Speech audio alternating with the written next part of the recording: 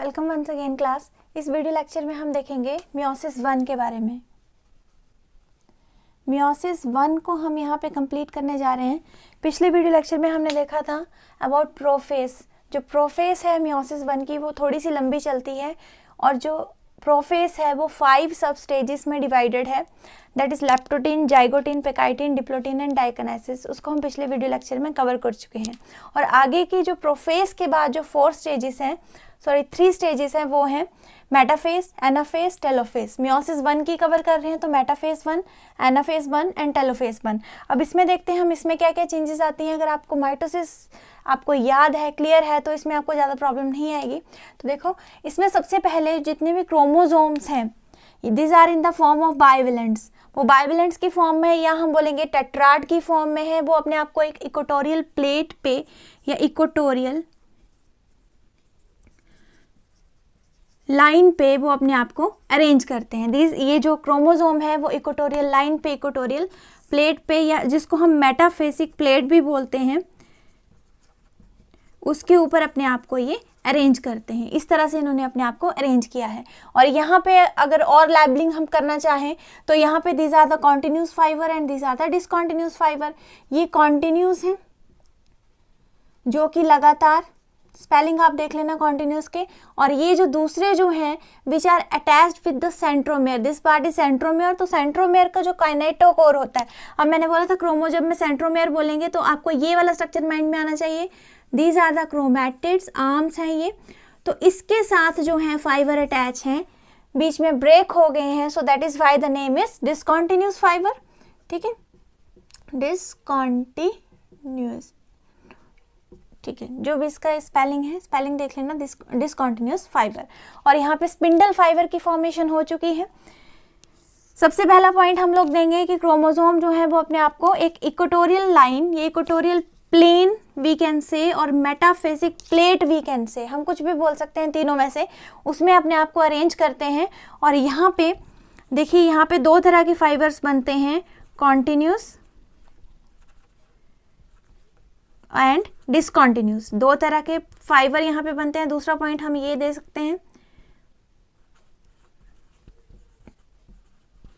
और यहाँ पे स्पिंडल फाइबर की फॉर्मेशन जो है वो हो चुकी है। स्पिंडल फाइबर फॉर्मेशन, इसकी फॉर्मेशन हो चुकी है। ये जो आपको दिख रहा है ये वाला, this is the spindle fibre. और एस्टर रेस जो है वो अपने अपोजिट पोल्स के ऊपर है। अब नेक्स्ट एनाफेस में क्या होता है, एनाफेस में ये जो वाइवेलेंट्स हैं वो दूर दूर जाते हैं। ये देखिए, ये एक जो है वो यहाँ पे मूव कर जाएगा, जैसे मान लो 1, this is 2, this is 3, this is 4। 1 जो वह है वो इस पोजीशन पे आ जाएगा, 2 इस पोजीशन पे, 3, और वो दूर दूर चल जाएंगे। लेकिन यहाँ पे जो सेंट्रोमेयर है उसकी स्प्लिटिंग नहीं हो रही है। सेंट्रोमेयर इसका अपना है, इसका अपना है, आपको सामने दिख रहा है। माइटोसिस अगर आप ध्यान से देखेंगे, जो पिछले वाली है माइटोसिस, वहाँ पे सेंट्रोमेयर जो है वो स्प्लिट होता है। सेंट्रोमेयर जब स्प्लिट होता है तो उसके स्प्लिट होने की वजह से वहाँ पे इंटरजोनल फाइबर्स बनते हैं। लेकिन यहाँ पे ऐसा कुछ नहीं है, सेंट्रोमेयर स्प्लिट नहीं हो रहे हैं। हर एक जो भी बाइवेलेंट बोल लो, टेट्राड बोल लो, डायाड बोल लो, उसके पास अपना सेंट्रोमेयर है। वो उसी सेंट्रोमेयर को लेके पोल की तरफ जो है वो मूव करने स्टार्ट करेगा। अब उसी सेंट्रोमेयर को लेके पोल की तरफ मूव करना स्टार्ट करेगा तो यहाँ पे सेंट्रोमेयर की स्प्लिटिंग नहीं होगी। तो यहाँ पे हम लिखेंगे कि सेंट्रोमेयर की स्प्लिटिंग, या हम ऐसे लिख सकते हैं, हाँ okay, centromere will not split. ठीक है, फर्स्ट पॉइंट हम ये दे सकते हैं। And we can write that the homologous chromosomes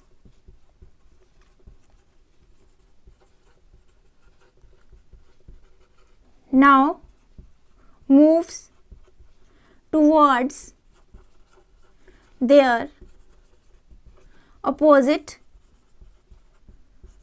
poles। देखिए, अगर आपको डायग्राम क्लियर है, हर एक चीज़ अंडरस्टैंड है, तो आपको पॉइंट्स याद करने की बिल्कुल ज़रूरत नहीं है।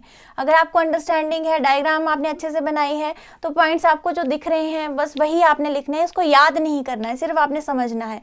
अगर आप समझ गए तो याद जो है वो आपको अपने आप ही आता जाएगा। तो यहाँ पे आप बोलो होमोलोगस क्रोमोसोम, या जो हम बोल सकते हैं डायाड हैं, ठीक है, या बाइवेलेंट्स हम बोल सकते हैं, एक बाइवेलेंट ये दूसरा ये, तो इस सॉरी एक बाइवेलेंट में दो डायाड्स हैं, तो डायाड्स, एक डायड ये दूसरा डायड ये, या बाइवेलेंट जो है वो अपने पोल्स की तरफ जो है वो मूव करना स्टार्ट कर जाते हैं। अब लास्ट में देखिए टेलोफेज में क्या होता है। टेलोफेज में एक तो यहाँ पे साइटोकाइनेसिस जो है वो शुरू हो जाती है, जो कि अगली वाली है। साइटोकाइनेसिस 1 के अंडर हम उसको पढ़ेंगे। साइटोप्लाज्म, दैट इज साइटोप्लाज्म का डिवीजन जो है वो शुरू हो जाता है। आपको यहाँ पे जो दिख रहा है ये वाली चीज़ जो है, साइटोप्लाज्म का डिवीजन यहाँ पे शुरू हो गया है। और यहाँ पे देखिए ये जो न्यूक्लियर मेम्ब्रेन है इसकी फॉर्मेशन भी वो शुरू हो गई है। तो हम यहाँ पे पॉइंट्स दे सकते हैं न्यूक्लियर मेम्ब्रेन की, मैं शॉर्ट में लिखती हूँ, न्यूक्लियर मेम्ब्रेन की फॉर्मेशन जो है वो शुरू हो गई है। और यहाँ पे जो क्रोमोसोम है वो किस में चेंज हो जाएंगे, again they will change into the chromatin fibres में चेंज हो जाएंगे। अब जो मेन काम है इसमें देखिए, जैसे ही इसके बाद साइटोकाइनेसिस होगी तो this will divide into 2 daughter sales, ये 2 डॉटर सेल बन गए। यहाँ पे न्यूक्लियर मेम्ब्रेन की डेवलपमेंट होगी और ये chromatin, this chromosome, now chromosomes are in the form of the chromatin fibres की फॉर्म में ये हैं। अब यहाँ पे हमारी साइटोकाइनेसिस 1 भी कंप्लीट होती है। अब साइटोकाइनेसिस 1 कंप्लीट होने के बाद क्या होगा, अगर आप इसका क्रोमोसोम का नंबर देखें, हमने स्टार्टिंग में बोला था meiosis is the reductional division, क्योंकि वहाँ पे क्रोमोसोम का नंबर जो है वो हाफ हो जाता है। मैंने गैमेट्स बोल दिया था, गैमेट्स नहीं है, मैंने पिछली वीडियो को फिर से सुना अपनी, तो फिर वहाँ पे देखो गैमेट्स लास्ट में बनते हैं, लेकिन यहाँ पे क्रोमोसोम का जो नंबर है वो हाफ रह जाता है। तो मियोसिस, एक बार फिर से रिवाइज करते हैं, meiosis is divided into meiosis 1 and meiosis 2। Okay, पूरा लिख देती हूँ, मियोसिस 2। तो यहाँ पे meiosis 1, actually meiosis 1 is known as the reductional division. ठीक है, जो अभी हमने कंप्लीट कर ली इसको रिडक्शनल डिवीजन बोलते हैं। रिडक्शनल क्या, रिड्यूस होना, मतलब कम होना किसी चीज़ का। तो यहाँ पे नंबर जो है वो हाफ रह जा रहा है, this is known as reductional division. यहाँ पे नंबर हाफ रह जा रहा है and this is known as the equational division. वहाँ पे अभी हमने पढ़ी नहीं, मियोसिस 2 कंप्लीट करेंगे। Meiosis 2 again prophase 2, metaphase 2, anaphase 2, telophase 2 लगाना है उसमें। और उसकी मियोसिस 1 की प्रोफेज लंबी थी, इसकी प्रोफेज 1 जो है वो लंबी नहीं है, जस्ट 1 स्टेप हम उसको पढ़ेंगे, पॉइंट्स उसके कवर करेंगे। तो यहाँ पे जो मियोसिस 2 हम आगे पढ़ेंगे वो है इक्वेशनल डिवीजन, क्योंकि यहाँ पे क्रोमोसोम का नंबर जो है वो सेम रहता है। अब यहाँ पे हम बोल रहे हैं meiosis 1 is known as the reductional division. कैसे रिडक्शनल डिवीजन, स्टार्टिंग में हमने लिए थे 4 क्रोमोसोम्स, ठीक है, 4 क्रोमोसोम। अब डॉटर सेल में कितने रह गए, 2 यानी हाफ रह गए, कम हो गए, तो इसलिए that is why it is known as 2 रह गए, that is why it is known as reductional division. अब हम अगर मान लो पेरेंट सेल है डिप्लॉइड, ठीक है, पेरेंट सेल है डिप्लॉइड, तो मियोसिस 1 होने के बाद वो हो जाएगा हैप्लॉइड। अब डिप्लॉइड हैप्लॉइड +1 वाले जो हैं, देखो डिप्लॉइड जो है वो 2n होता है और हैप्लॉइड जो होता है मतलब n। डिप्लॉइड डाई मतलब 2, तो 2n, हैप्लॉइड मतलब n। देखो n मतलब एनी नंबर, जितना भी नंबर होगा यहाँ पे इसको 2 से मल्टीप्लाई कर देना है। अगर मान लो यहाँ पे 8 होगा तो यहाँ पे हो जाएगा डिवाइडेड बाई 2, n कितना होगा तो 4 रह जाएगा। तो यहाँ पे क्रोमोसोम नंबर जितना भी होगा वो डॉटर सेल में जाके आफ्टर कंप्लीटिंग द मियोसिस 1 वो रह जाएगा हाफ। जितना भी होगा, 8 होगा, 16 होगा तो 8 रह जाएगा, ठीक है, इस तरह से वो हाफ रह जाएगा। और आफ्टर कंप्लीटिंग द मियोसिस 2, उसके बाद अगले वाली जो हमने पढ़नी है अभी, मियोसिस 2 के बाद वो हैप्लॉइड, अगर हैप्लॉइड है तो हैप्लॉइड ही रहता है, ठीक है, हैप्लॉइड है तो वो हैप्लॉइड ही रहेगा, मतलब सेम रहेगा, इसलिए equational division. N number of chromosome, they remain n number after completing the meiosis 2, cytokinesis 2 पूरी। तो ये थी, हमने कंप्लीट की मियोसिस 1। देखिए मियोसिस 1 में सबसे पहले हम लास्ट में हम तीनों को देखेंगे, यानी कि हम माइटोसिस को भी रिवाइज करेंगे फिर से, मियोसिस 1 को भी और मियोसिस 2 को भी। अभी तक हमने पढ़ा अबाउट माइटोसिस के बारे में हमने पढ़ा, और मियोसिस 1 के बारे में हमने पढ़ा, और मियोसिस 2 के बारे में अभी हम पढ़ने जाएंगे। माइटोसिस में क्या होता है, सेम अगर माइटोसिस समझ में आ गई है तो मियोसिस 1 और मियोसिस 2 थोड़ी सी आपको थोड़ा सा अप लेवल है, उसमें प्रोफेस 1 जो है वो लंबी चलेगी, बाकी इसमें कुछ टफ नहीं है। Same as that of mitosis. Mitosis के आपको मेटाफेस पता है, वहाँ पे भी इक्वेटोरियल प्लेन में अरेंज करते हैं, यहाँ पे भी दूर दूर जाते हैं और इंटरजोनल फाइबर्स बनते हैं, वहाँ पे सेंट्रोमेयर की स्प्लिटिंग होती है, यहाँ पे सेंट्रोमेयर की स्प्लिटिंग नहीं होती है। ये छोटे छोटे डिफरेंस जब आप बार बार रिविजन करेंगे पढ़ेंगे तो आपको याद हो जाएंगे, फिर कोई मुश्किल नहीं लगेगा। और टेलोफेज 1 में cytokinesis division start, nuclear membrane की फॉर्मेशन जो है वो स्टार्ट हो जाएगी, chromosome will again change into the chromatin fibres. Prophase में क्या होगा, chromatin fibre will change into chromosomes, और लास्ट में जाके अगेन तो क्रोमोसोम जो है will again change into the chromatin fibres, और क्रोमैटिन थ्रेड्स की फॉर्म में ये आ जाएंगे। न्यूक्लियर मेम्ब्रेन की डेवलपमेंट स्टार्ट हो जाएगी, न्यूक्लियस की डेवलपमेंट स्टार्ट हो जाएगी। और जब आप स्टार्टिंग से शुरू करेंगे प्रोफेज से, तो वहाँ पे न्यूक्लियर मेम्ब्रेन की जो है वो डिसअपियर होना स्टार्ट हो जाती है, न्यूक्लियस डिसअपियर होना स्टार्ट हो जाता है। क्वेश्चन ज़्यादातर इस तरह से आता है, आपको पूरी मियोसिस जो है वो बोर्ड एग्जाम में कभी भी नहीं आती है लिखने के लिए, तब तो आप पूरा मियोसिस 1 डिफाइन करने बैठोगे, फिर मियोसिस 2 करोगे, तो इतना लंबा प्रोसेस नहीं आता है। क्वेश्चन आता है बीच में से, define the prophase 1 of the meiosis 1, वो अपने आप में ही बहुत लंबी है। जिसने प्रोफेज 1 पढ़ी होगी उसने आगे का सारा प्रोसेस पढ़ा होगा। माइटोसिस बहुत ईजी है, वो बहुत कम आती है, आ सकती है, लेकिन सब कुछ जो है पढ़ना तो पड़ेगा, ठीक है। कंप्लीट आपको मियोसिस 1, मियोसिस 2 भी आ सकती है अकेली, वो भी बहुत ईजी है। अगर आपको प्रोफेज 1 क्लियर है, लैप्टोटिन, जाइगोटिन, पेकाइडिन, ये 5 स्टेजेस आपको क्लियर हैं, तो सारा बाकी जो है वो कुछ भी मुश्किल नहीं है, ठीक है। यहाँ पे मैंने बताया अगेन, ये बाइवेलेंट्स की फॉर्म में है, टेट्राड की फॉर्म में है। यहाँ पे सेंट्रोमेयर स्प्लिट नहीं होगा क्योंकि अपना सेंट्रोमेयर है, वहाँ पे माइटोसिस में सेंट्रोमेयर स्प्लिट होगा, मियोसिस 2 में फिर से होगा, वो हम आगे देखते हैं। यहाँ पे टेलोफेज 1 एज, अगर माइटोसिस क्लियर है तो ये भी क्लियर है। डायग्राम आपको क्लियर होने चाहिए, पॉइंट्स आप अपनी मर्जी से दे सकते हैं, पॉइंट्स का रट्टा मारने की जरूरत नहीं है। इफ डायग्राम क्लियर है, अंडरस्टैंडिंग है, तो पॉइंट्स आप अपने आप भी बना सकते हैं, सिर्फ एक एक वर्ड जो है वो याद रख के। यहाँ पे क्रोमोसोम के बारे में लिखना है, फाइबर्स के बारे में लिखना, कॉन्टिन्यूस, डिसकॉन्टिन्यूस, अपने आप याद आएगा आपको कि कॉन्टिन्यूस कहाँ बन रहे हैं, डिसकॉन्टिन्यूस कहाँ बन रहे हैं, ठीक है, कैसे ये पोल्स की तरफ जा रहे हैं, और लास्ट में टेलोफेज, ठीक है। और लास्ट में साइटोकाइनेसिस 1, जहाँ पे 2 डॉटर सेल्स बनेंगे, क्रोमोसोम नंबर कैसे हाफ हो रहा है यहाँ पे, और after completing the meiosis 2 which is also known as equational division, mitosis also known as equational division, वहाँ पे क्रोमोसोम नंबर जो है वो सेम रहता है। हैप्लॉइड है तो हैप्लॉइड रहेगा, डिप्लॉइड है तो डिप्लॉइड रहेगा। अगर डिप्लॉइड है तो आफ्टर कंप्लीटिंग द मियोसिस 1 वो हो जाएगा हाफ, दैट इज हैप्लॉइड हो जाएगा। ओके, नेक्स्ट हम देखते हैं अबाउट मियोसिस 2।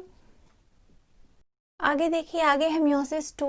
अब मियोसिस 2 की भी 4 फेजेस हैं, prophase 1, prophase 2, metaphase 2, anaphase 2, telophase 2, और लास्ट में आएगी साइटोकाइनेसिस 2।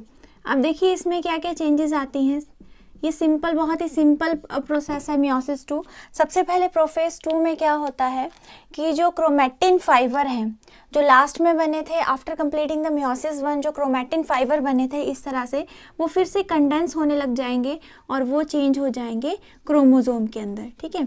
हर एक क्रोमोसोम के पास अपनी 2 सिस्टर क्रोमैटिड्स हैं, दिस आर 2 सिस्टर क्रोमैटिड्स। तो यहाँ पे ये चेंज होने लगे क्रोमोसोम में इन प्रोफेज 2। यहाँ पे देखिए, यहाँ पे न्यूक्लियर मेम्ब्रेन जो है वो डिसोशिएट होना स्टार्ट हो गई है। अगर इसके पॉइंट्स लिखें तो न्यूक्लियर मेम्ब्रेन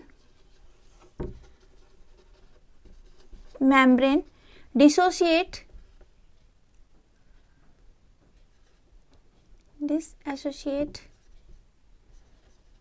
जो भी इसके स्पेलिंग है, डिसएसोसिएट, और न्यूक्लियर मेम्ब्रेन जो है वो ब्रेक डाउन होना इसका स्टार्ट हो गया, ब्रेकडाउन इसका स्टार्ट हो गया।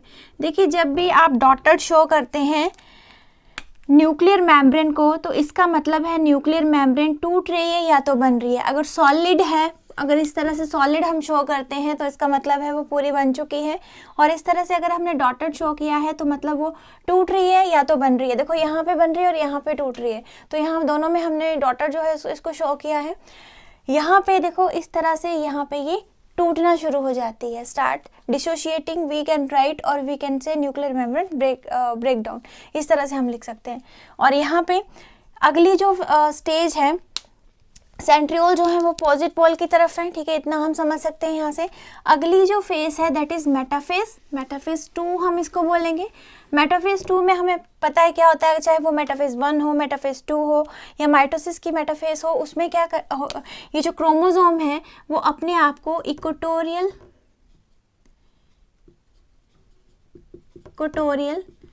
प्लेन के ऊपर जो है वो अरेंज करना स्टार्ट कर देते हैं। इक्वेटोरियल प्लेन और वी कैन से मेटाफेसिक प्लेट के ऊपर अपने आप को अरेंज कर लेंगे एक लाइन में, मेटाफेसिक प्लेट।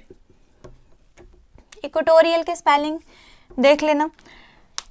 यहाँ पे देखो, यहाँ पे अगेन दो तरह के स्पिंडल फाइबर की फॉर्मेशन होती है। जब प्रोफेस 2 से मेटाफेस 2 में जाएगा वही पॉइंट्स बार बार रिपीट हो रहे हैं, थोड़ा थोड़ा डिफरेंस आएगा, ठीक है, पॉइंट्स वही रिपीट हो रहे हैं। स्पिंडल फाइबर की फॉर्मेशन यहाँ पे होगी, कॉन्टिन्यूस फाइबर, डिसकॉन्टिन्यूस फाइबर यहाँ पे बनेंगे।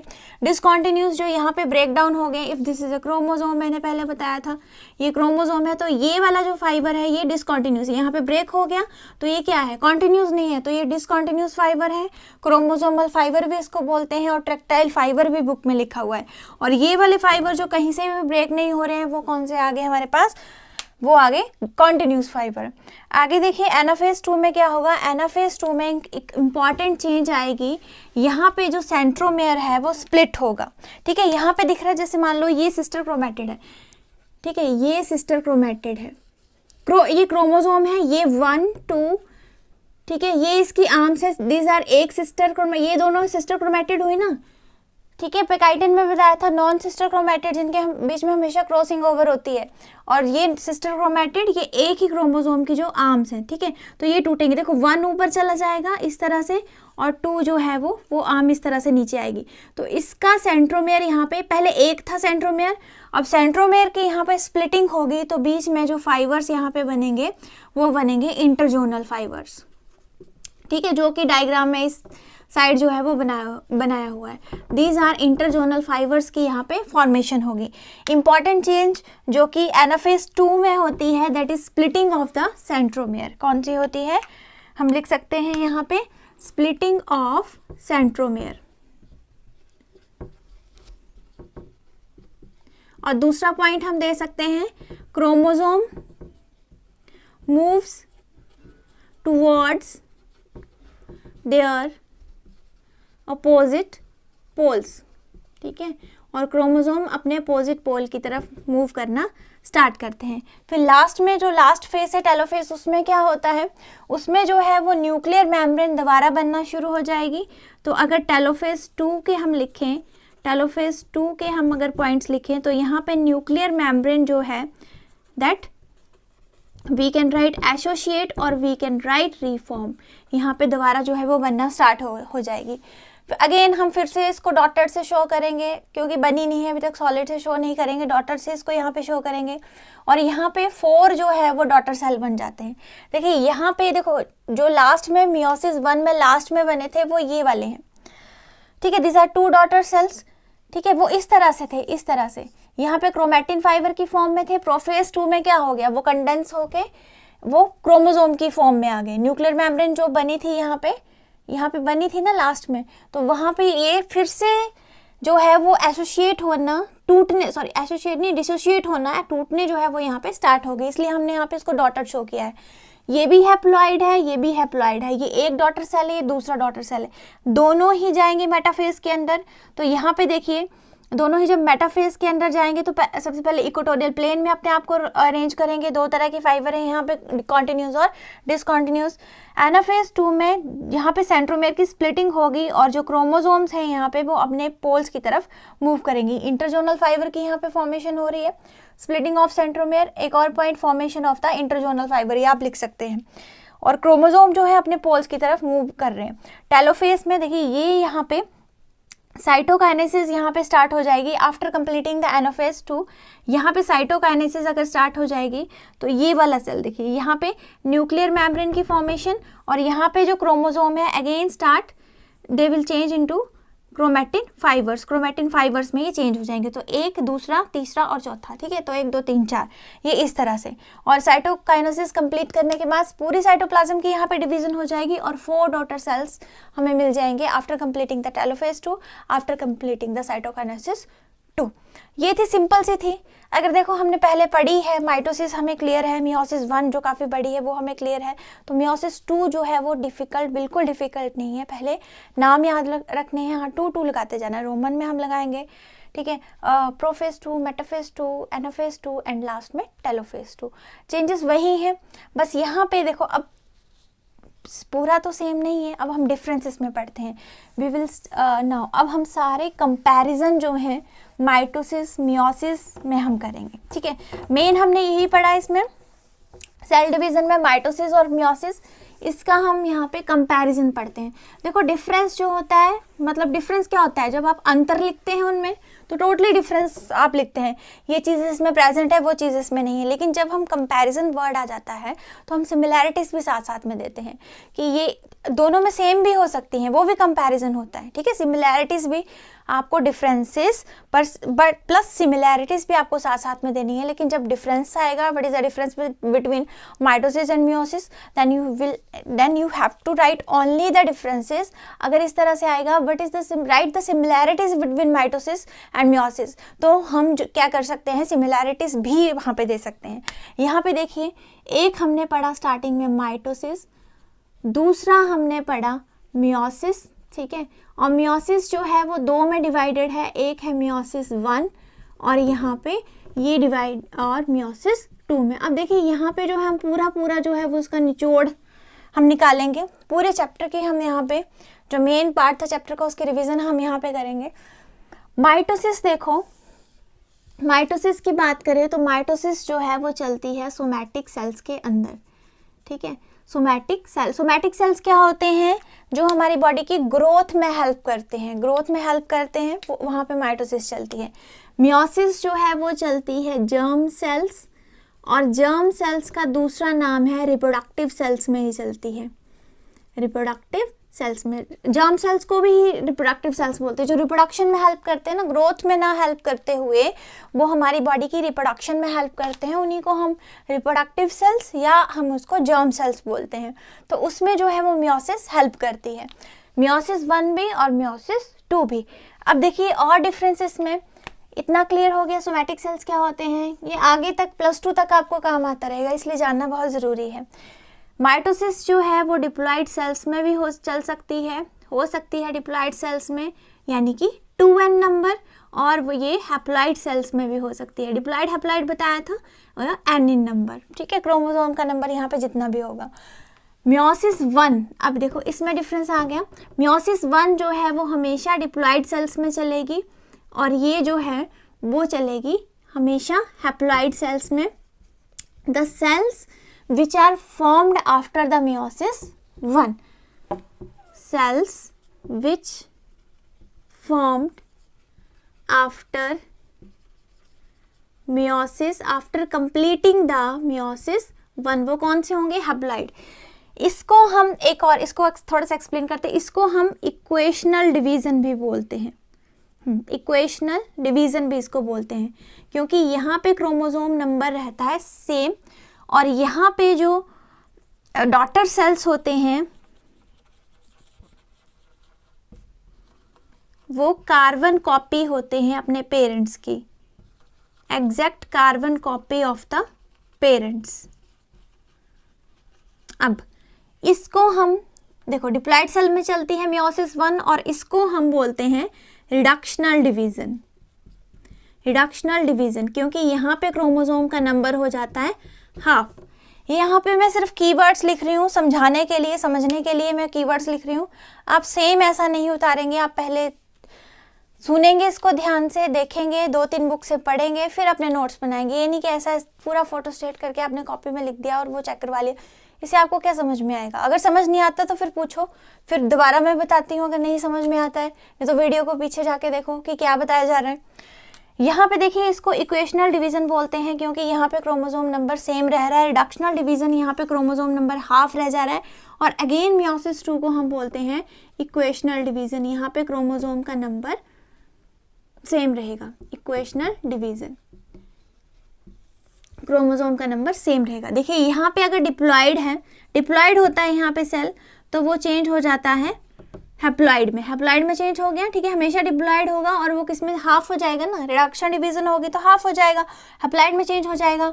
अब यहाँ पे सेल हमेशा हैप्लॉइड होगा, इसका रिजल्ट क्या होगा, मियोसिस 1 का। Cells which formed after meiosis 1, वो कौन से सेल है, हैप्लॉइड सेल, वो कैसे रहेंगे, हैप्लॉइड ही रहेंगे, एन इन नंबर ही रहेंगे, क्योंकि ये तो कौन सी डिवीजन है, इक्वेशनल डिवीजन, यहाँ पे क्रोमोसोम नंबर सेम रहेगा, ये 2n से n हो जाएगा और ये n, ये वाला n, इसका n का n ही रहेगा, because this is equational division. और यहाँ पे जो भी है 2n है तो 2n ही रहेगा, n है तो n ही रहेगा, because this is mitosis is equational division. अब देखिए और इसमें क्या है, इसमें जो है जेनेटिक वेरिएशंस, इसका बहुत बड़ा मीनिंग है।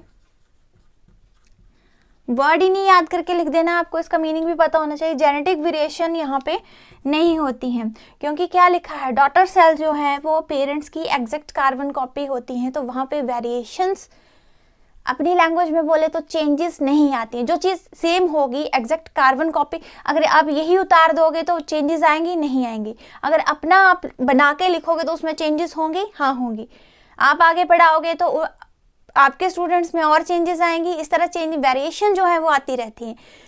यहाँ पे चेंजेस नहीं होंगी क्योंकि daughter cell exact carbon copy है अपने पेरेंट्स की। अगर यही उतार दिया तो यहाँ पे चेंजेस नहीं होंगी क्योंकि वो एग्जैक्ट आपने यही लिख दिया है। यहाँ पे जो है वो जेनेटिक वेरिएशंस, अगेन वेरिएशंस दोनों में, मियोसिस 1 और मियोसिस 2 के बाद होती है, ठीक है, क्योंकि यहाँ पे इम्पॉर्टेंट चीज़ क्रॉसिंग ओवर जो हुई है पेकाइटिन में,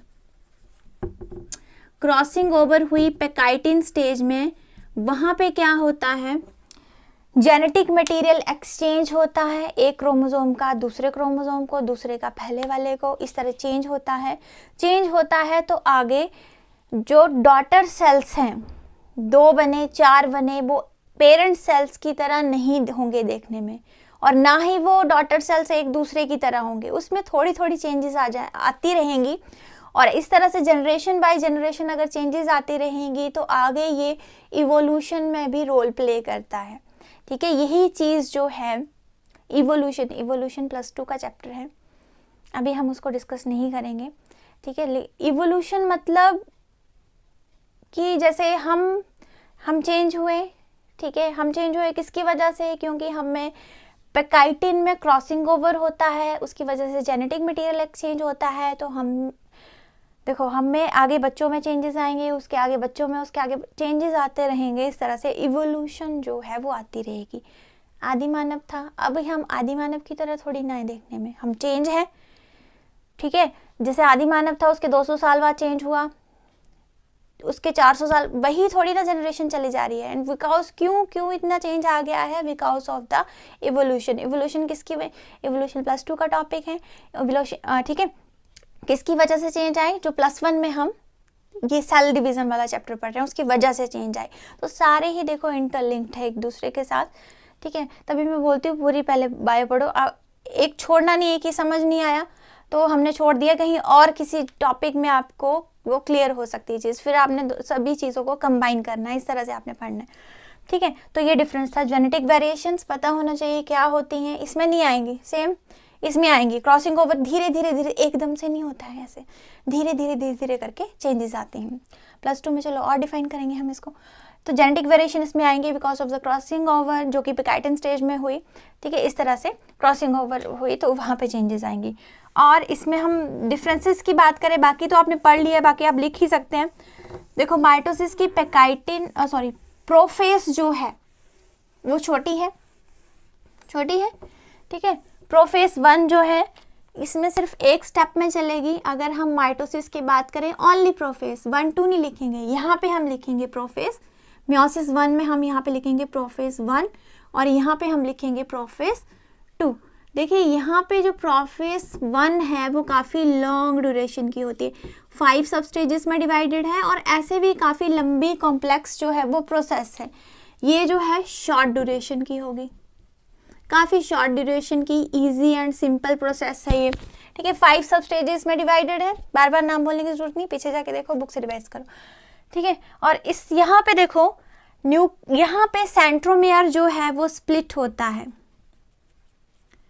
कहाँ स्प्लिट होता है, एनाफेज में, ये भी बता देते हैं, एनाफेज में जाके स्प्लिट होता है, ठीक है। मेटाफेज में इक्वेटोरियल प्लेन में अरेंज करता है, उसके बाद एक ऊपर दूसरा नीचे अपने पोल्स की तरफ मूव करने लगते हैं, तो यहाँ पे सेंट्रोमेयर की स्प्लिटिंग होती है। यहाँ पे मियोसिस 1 में नहीं होती और यहाँ पे सेंट्रोमेयर की स्प्लिटिंग अगेन होती है। इस तरह से आपने भी क्रॉस और टिक नहीं लगा देना है, पूरा लिखना है आपने। यहाँ पे आपने लिखना सेंट्रोमेयर स्प्लिट, यहाँ पे सेंट्रोमेयर की स्प्लिटिंग नहीं होती और यहाँ पे होती है, अपनी वर्ड्स में लिखो बना के, ठीक है, इस तरह से। और इसमें देखिए, इसमें टेलोफेज में एक चीज़ बताई थी, यहाँ पे देखो टेलोफेज 1 और टेलोफेज 2 यहाँ पे इस तरह से होगी, तो यहाँ पे देखो न्यूक्लियर मेम्ब्रेन की फॉर्मेशन तो होगी, ठीक है। न्यूक्लियर मेम्ब्रेन की फॉर्मेशन हमें डायग्राम में देखो दोनों में हुई, उसके बिना तो सेल होगा नहीं, बनेगा नहीं। इस तरह से यहाँ पे न्यूक्लियोलस की फॉर्मेशन नहीं होती है। न्यूक्लियोलस जो न्यूक्लियस के अंदर होता है छोटा सा, ठीक है, जो आरएनए की सिंथेसिस में हेल्प करता है, यहाँ पे नहीं होगी इसकी फॉर्मेशन, और न्यूक्लियोलस की फॉर्मेशन यहाँ पे होगी। देखो ये छोटे छोटे डिफरेंस अब आप देख सकते हैं, बेसिक जो है वो सारा क्लियर कर दिया है। अब आप बुक से पढ़ेंगे तब भी आपको समझ में आ जाएगा, नहीं समझ में आएगा तो मैं फिर से एक्सप्लेन कर दूंगी, ठीक है। लेकिन आपने वीडियो को बार बार सुनना है, देखना है। कंपैरिजन आएगा तो सिमिलैरिटीज और डिफरेंसेस दोनों लिखने हैं, दोनों पता होनी चाहिए। डिफरेंसेस आएगा तो सिर्फ डिफरेंसेस लिखना है, इस तरह से आ सकता है। But is the difference between meiosis 1 and meiosis 2, explain the similarities between the meiosis 1 and meiosis 2, give the differences between mitosis and meiosis and give the similarities between, compare mitosis and meiosis। similarities नहीं आएंगी कभी भी, या तो differences आएंगे या तो comparison आएगा, ठीक है। कंपैरिजन में दोनों ही लिखना है, सिमिलैरिटीज और डिफरेंसेस आएगा तो सिर्फ डिफरेंसेस लिखने हैं, वहाँ पे आप सिमिलैरिटीज नहीं देंगे, ठीक है। इस तरह से नेक्स्ट वीडियो में हम मिलेंगे नेक्स्ट यूनिट से। Thank you.